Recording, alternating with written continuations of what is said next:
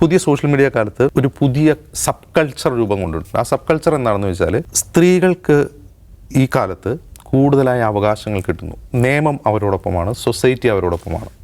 പുരുഷന്മാർ ഒപ്രസ് ചെയ്യപ്പെടുന്നു എന്നൊരു ചിന്ത പുതിയ തലമുറയിൽ വ്യാപകമായി പ്രചരിപ്പിക്കപ്പെടുന്നുണ്ട്. ഇപ്പോൾ ആൻഡ്രൂ ടിറ്റെ എന്ന് പറയുന്നിട്ട് ഒരു ഇൻഫ്ലുവൻസറുണ്ട്. അയാൾക്കെതിരെ കേസ് ഓർമ്മയുണ്ട് നോഫലിന്. അപ്പോൾ അവർ പറയുന്നത് എന്താണ്,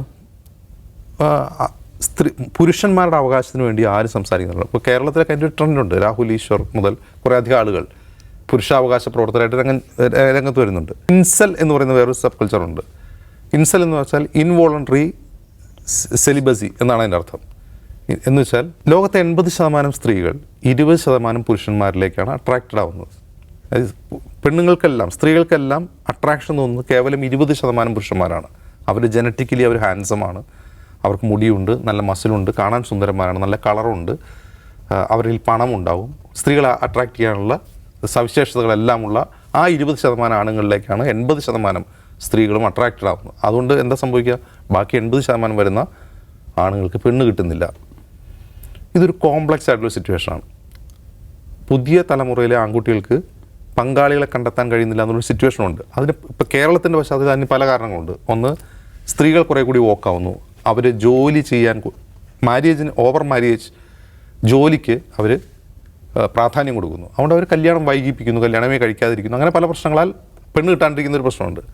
പക്ഷേ ഈ ഇൻസൽ സബ് കൾച്ചർ അതിനെ വ്യാഖ്യാനിക്കുന്നത് എന്താണെന്ന് വെച്ചാൽ അവർക്ക് വേറെയും ചില ക്ലാസിഫിക്കേഷൻസ് ഉണ്ട് ആണുങ്ങളെ പറ്റി. ആൽഫ മെയിൽ, സിഗ്മ മെയിൽ എന്നൊക്കെ പറഞ്ഞിട്ട് ക്ലാസിഫൈ ചെയ്യുകയാണ്. ആൽഫ മെയിൽ എന്ന് പറഞ്ഞാൽ ഭയങ്കര അട്രാക്റ്റീവായിട്ടുള്ള സ്ത്രീകളെ ആകർഷിക്കാൻ കഴിയുന്ന പുരുഷന്മാർ. സിഗ്മ മെയിൽ ഒറ്റയ്ക്ക് നടക്കുന്ന, എന്നാൽ ഈ മാതിരി അലമ്പിനൊന്നും പോകാത്ത ആളുകൾ, ബട്ട് ഹീസ് അട്രാക്റ്റീവ്. മറ്റ് ആളുകൾ എന്താണ്, സ്ത്രീകളെ ആകർഷിക്കാൻ കഴിയാത്ത ആളുകൾ, ഒട്ടും ആകർഷിക്കാൻ കഴിയാത്തില്ലാത്ത ആളുകൾ. വേറെ ഒരുപാട് വാക്കുകളുണ്ട്. ആ വാക്കുകളൊക്കെ വെച്ചിട്ട് ആളുകളിങ്ങനെ ക്ലാസിഫൈ ചെയ്യുകയാണ്. ഈ 2010 ശേഷമൊക്കെ ജനിച്ച തലമുറ ഈ വാക്കുകളൊക്കെ, ഈ ടെർമിനോളജിയൊക്കെ ധാരാളമായി ഉപയോഗിക്കുന്നുണ്ട് അവരുടെ സംഭാഷണങ്ങളിൽ. നമ്മളത് വായിച്ചെന്താണെന്ന് അവരെന്താണ് പറയുന്നത് മനസ്സിലാവില്ല.